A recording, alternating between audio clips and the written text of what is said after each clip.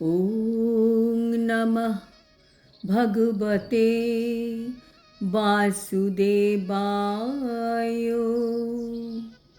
শ্রীমদ্ ভগবদ গীতা একাদশ অধ্যায় বিশ্বরূপ দর্শন যোগ। হরে কৃষ্ণ। আজ আমরা বিশ্বরূপ দর্শন যোগের 15 নম্বর শ্লোকটি শুনব। অর্জুন উবাচ পশ্যামি দেবাংস্তব দেবদেহে সর্বাংস্তথা ভূত বিশেষ সংঘান ব্রহ্মানমেশং কমলাসনস্থং ঋষিংশ্চ সর্বান উরগাংশ্চ দিব্যান। অনুবাদ। অর্জুন বললেন, হে দেব, আমি তোমার দেহে সমবেত দেবতাদের, বিবিধ প্রাণীদের, কমলাসনে স্থিত ব্রহ্মা, শিব, ঋষিদের এবং দিব্য সর্পদের দেখতে পাচ্ছি।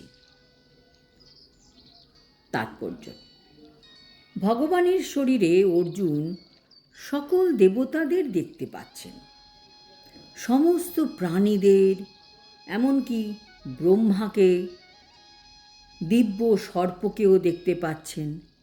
দিব্য সর্প মানে অনন্ত নাগ বা শেষ নাগ। শেষ নাগের উপর শয়ন করে আছেন গর্ভদক্ষায়ী বিষ্ণু।